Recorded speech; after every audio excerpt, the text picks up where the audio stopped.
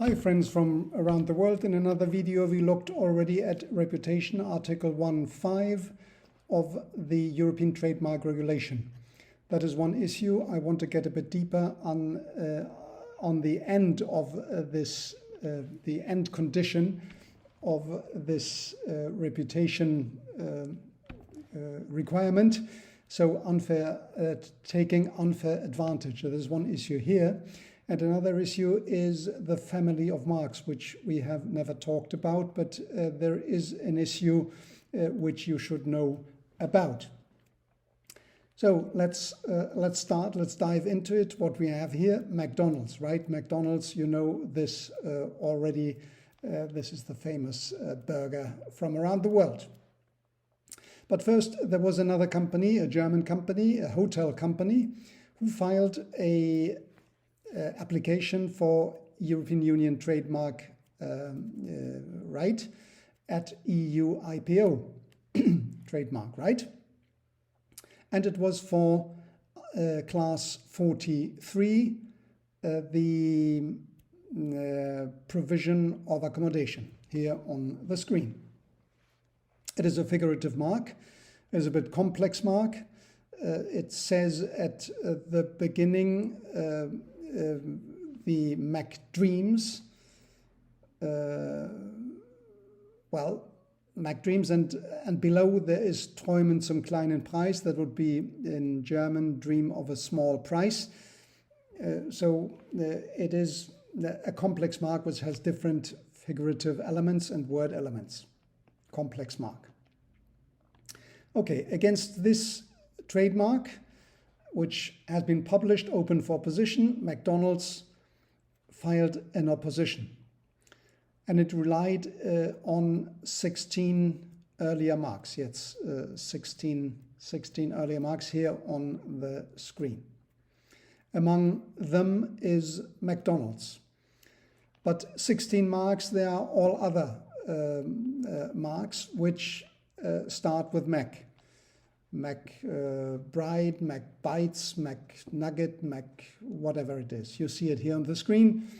So there are a lot of Mac behind, and that goes into the family of marks, which I will discuss a bit later on. So 16 earlier marks. So when you normally have 16 earlier marks, I said it once in a video, you as an examiner, what would you do? Would you go, well, that is the first which has been given by the opponent, so I will start in the line of the opponent's marks and go one by one whether the opposition is to be granted or not. Or would you take, as you should take, probably the strongest mark out of them? And if you take the strongest mark, and the strongest mark is well founded, so to say, then you do not need to go into the other marks. And if the strongest mark is not sufficient, again, you do not need to go into the other marks. So it would be efficiency of proceedings, so it is normally called by the examiner to go into the strongest sign in the case of the opposition and forget about all the rest. So this is to take into mind what you need to, if you are in the case of an opponent, to have a multiple choice of marks. You may file them all as opposition ground, but your argumentation, I would say you should focus on the strongest mark. That is the one where the opposition division will focus on. So this was, the opposition was filed, the reputation evidence was filed as well, and the opposition ground relied on was Article 8.1b and 8.5. 8.1b was dropped at the later moment, so it is about 8.5, right? So this is the situation. The reputation was claimed for all of it, but the McDonald's is in class 40 provision for fast food. Is it 42 or so? They don't have a reputation for class 43. So far, can we live with it? So it went to the opposition board. The opposition rejected the opposition. McDonald's went to the boards of appeal. The boards of appeal allowed the opposition, so in favor of McDonald's, and the hotel company, the filing company, so to say, went to the general court. Now, what was the reasoning broadly by the opposition division? Well, they focused on Article 8.5, and the reputation was established for McDonald's. So they focused on the McDonald's mark as the strongest sign. And the strongest sign with regard to its reputation. McDonald's is more known than McBites or others. And the evidence which has been produced before the boards of appeal probably has been mostly referred to McDonald's as such. You know, all the press, it is all the time in the press. So reputation was very high for the trademark McDonald's. And then, well, the signs were considered to be similar, and they went into the family of marks, and, well, at the end it was allowed. Anyway, the hotel company went into the appeal action and went to the general court. Now the general court went through the whole list of things which have to be regarded at when you have Article 8.5, and let's go a bit through it. With regard to the reputation, there was no big deal from the hotel company, so reputation was proven for fast food services, catering or so, fast food services with regard to to the consumers, right? That was reputation, and it was to a high extent. So the reputation was very high. So it could not go even higher than that. The next, it comes to the conflicting marks. They must be similar, and you know there is the visual, the phonetic, and the conceptual comparison which is being carried out by the boards of appeal, by the general court, by the boards of appeal as well. Here by the general court, and the general court went into some. They came to the conclusion that the signs were lowly similar, and the lowly similar signs. Where does it come from? According to the general court, it comes from one. The Mac, Mac stem, so to say, MC, Mac, which is in both trademarks, McDonald's and the other it is in.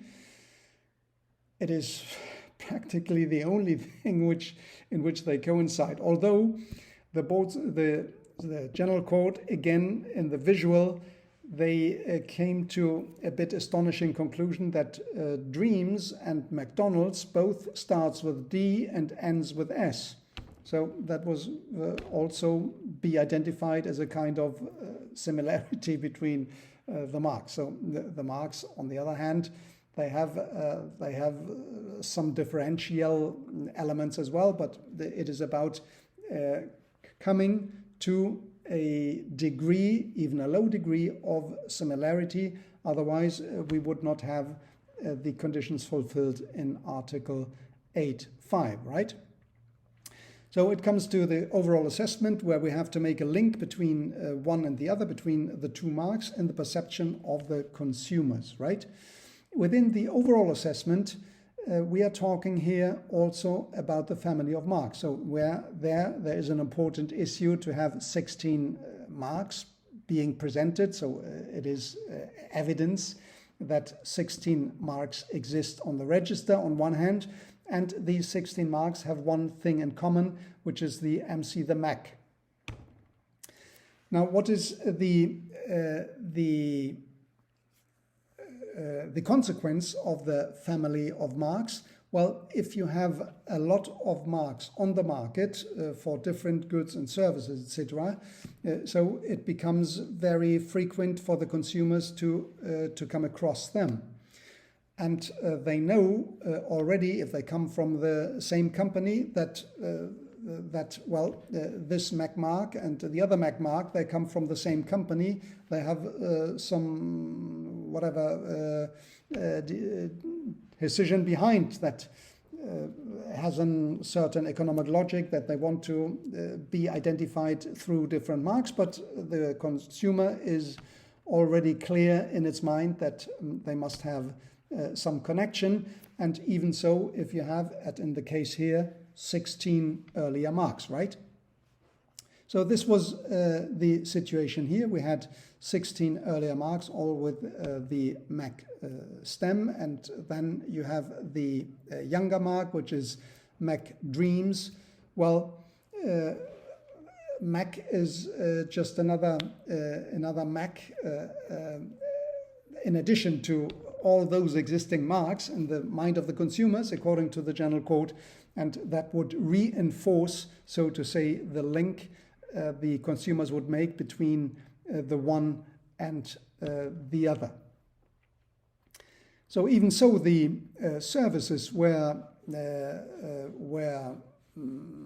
well, they were not identical, right? But they were sufficiently close for the General Code in order to be associated one with the other. Provision of accommodation and fast food. Well, you have in many hotels, you have some food provision. So it is a kind of complementary one to the other. So this was an overall, and they come to the conclusion there is a link between one and the other, right?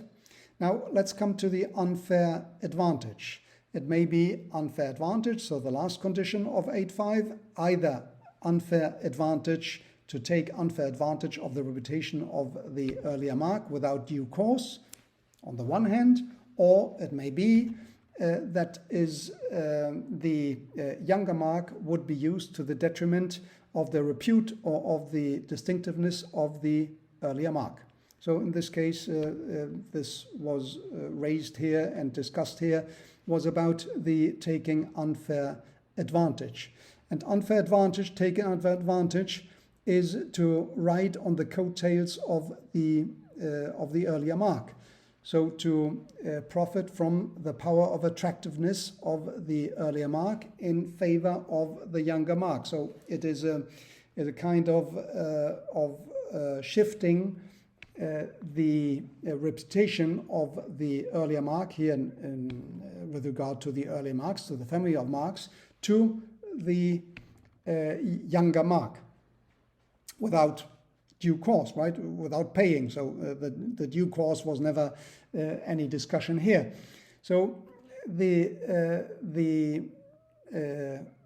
General Court confirmed what has been decided by the boards of appeal, that the efficiency, that the low cost and the reliability of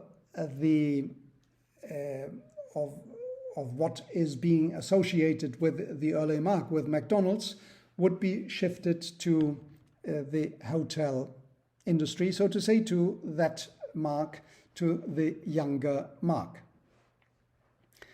So that concludes, so to say, the decision of the General Court. Now, what is to be held of it? Well, in general, probably it cannot be criticized, but there are some elements within the reasoning of the General Court which are a bit out of line, I would say. I'm not so used to see these into it. For example, as I said before, so the dreams and the Donalds. So D and S at the beginning, a D, and at the end an S. But you know, what has this to do with the? You know, the words are completely different, and it has nothing to do.